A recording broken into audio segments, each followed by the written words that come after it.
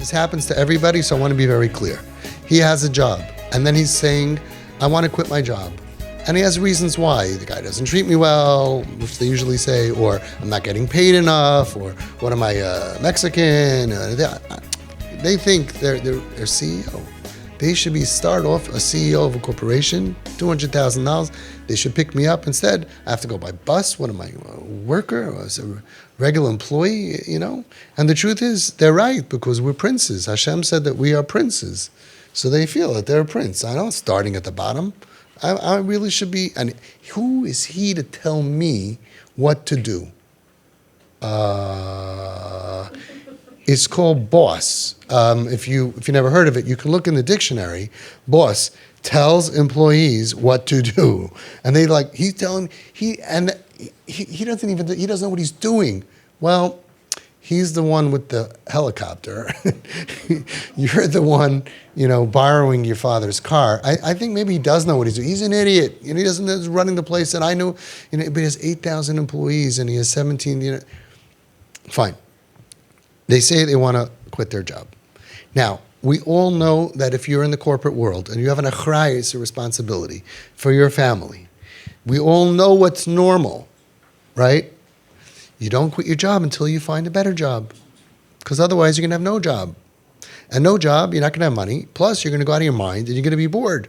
And it's not healthy. And there's nobody in the world that's normal that quits a job unless they're being abused, but who quits a job that's here because they want a better job. You don't quit. You think you're worth more? Go find someone who feels you're worth more and get a better job. We understand logic. Does not apply to kids in pain. Does not apply when we have a bigger mission that we're trying to accomplish, which is to fix the self-esteem so they don't want to leave a job before they have another job. Because really, the advice that you want to tell them, that we think, this is an opportunity, this is a teaching moment, they know the answer. They know it. They're smart. If a friend calls and says, listen, I have a job, it's paying me $16 an hour. I think I deserve $22 an hour, so I want to quit my job and find a job for $22 an hour. Your kid will say, no, first get a job for $22 an hour and then quit your job, right? Because he's not stupid. So the whole thing is a spiel. The whole thing is a game. They're expressing that they're not healthy.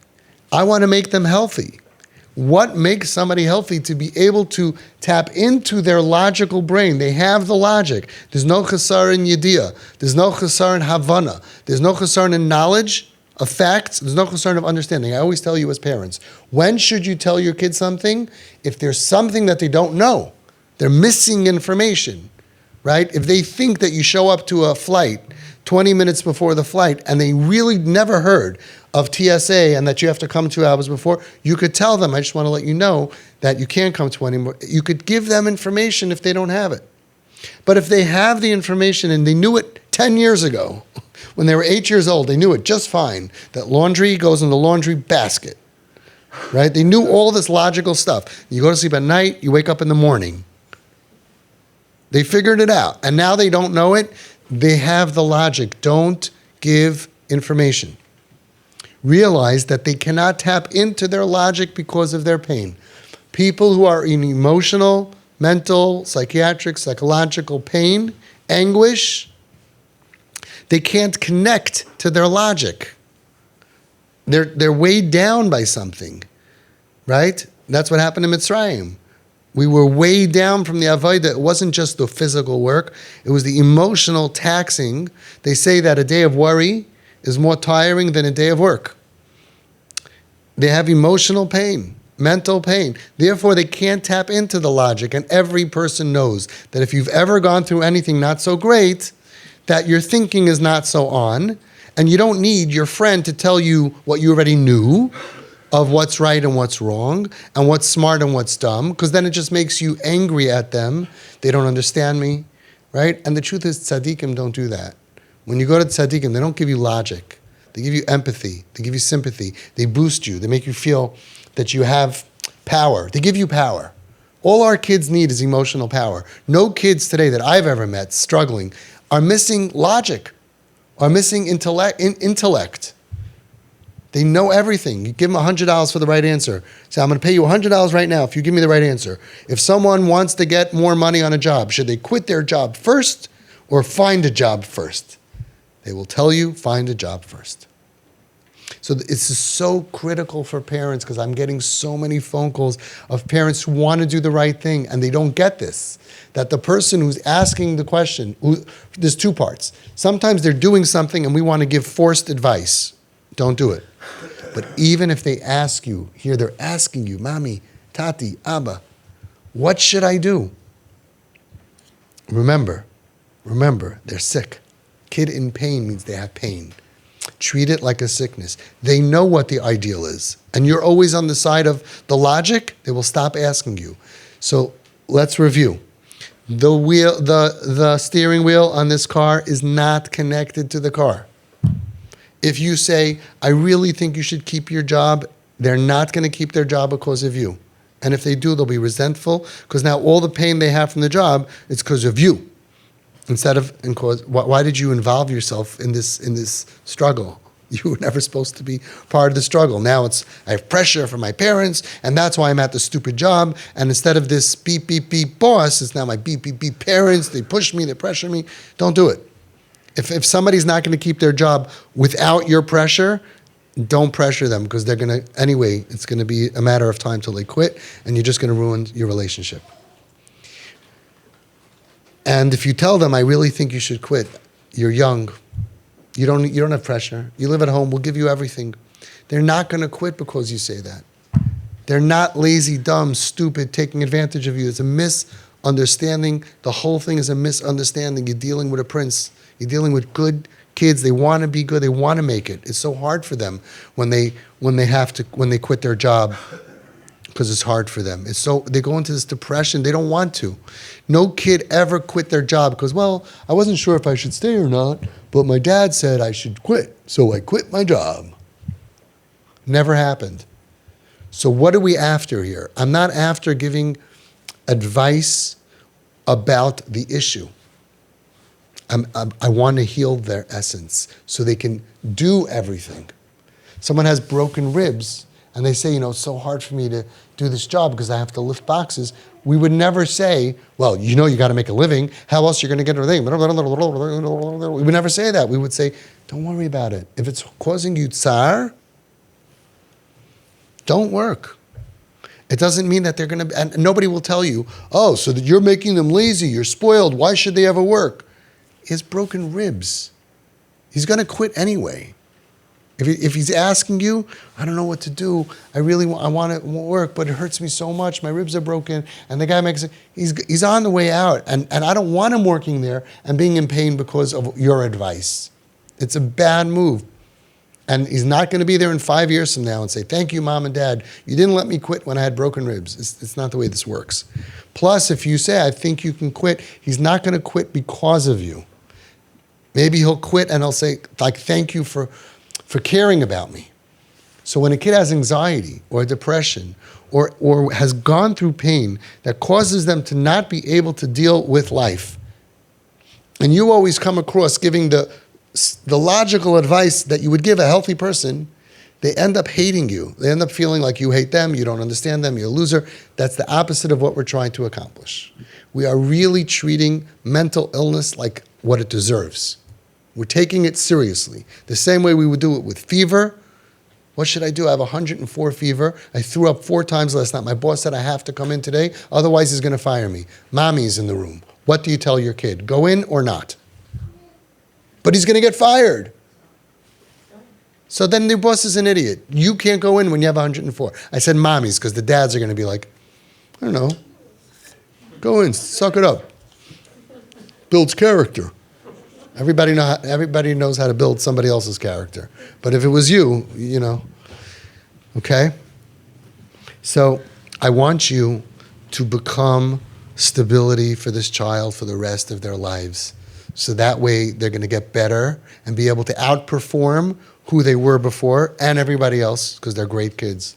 I want you to become the legs under the table, not a part of any piece of the pressure of their lives. I want you to show them that I understand you. I feel you. I have sympathy and empathy.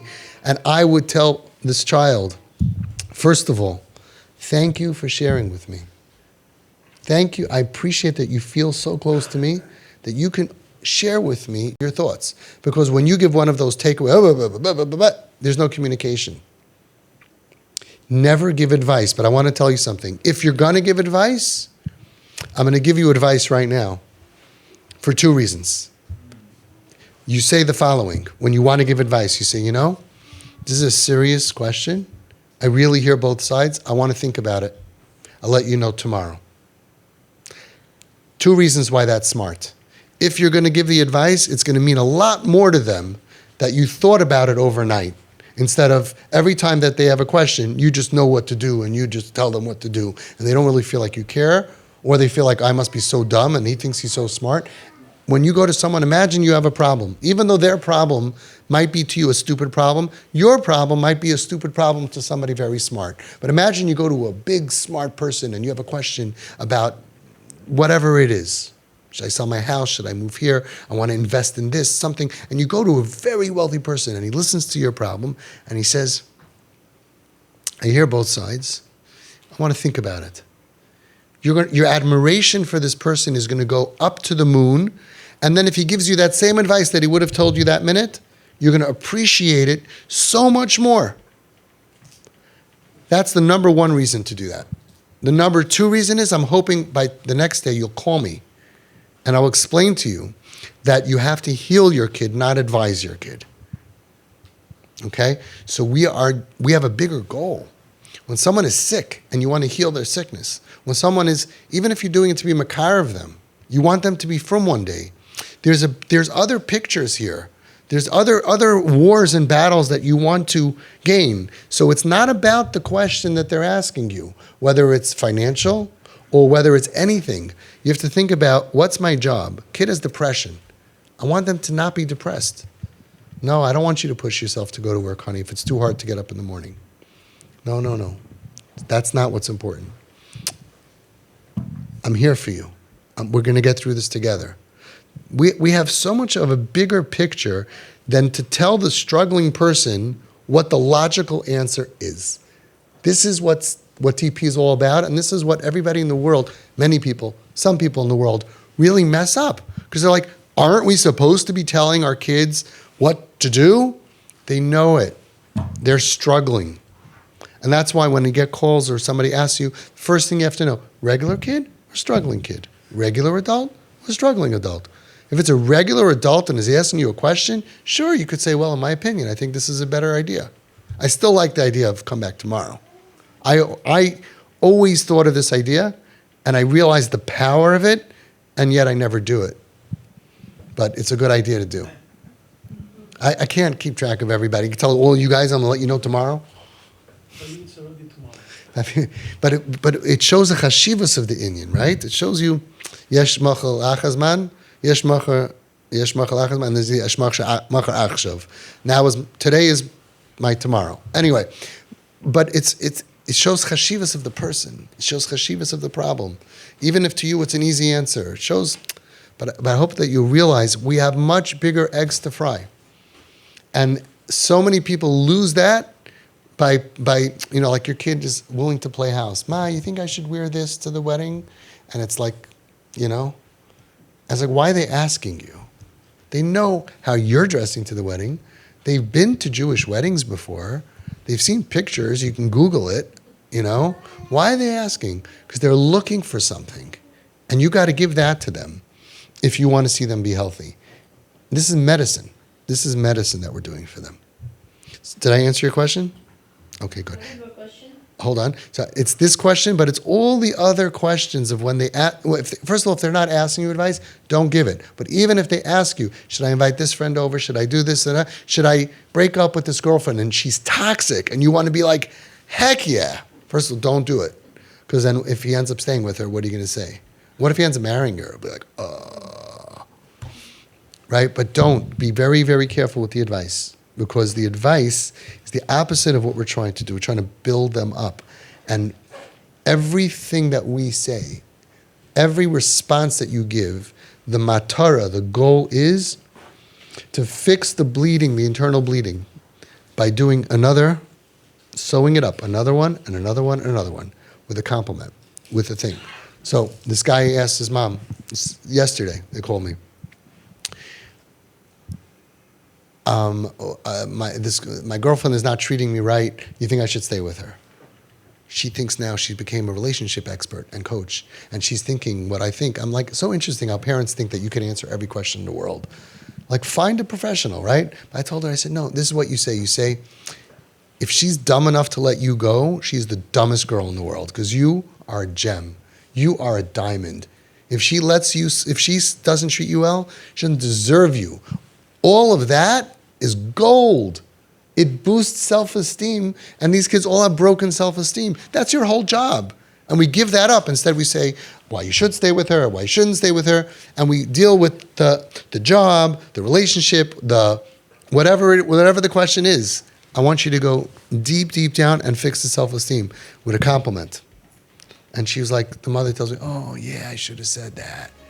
Because if what you say should make them smile. When you see a smile, you've done your job. Otherwise, you're giving advice to somebody, there's a flood in the basement and you're talking about what kind of cabinets in the kitchen. I want you to fix the internal bleeding.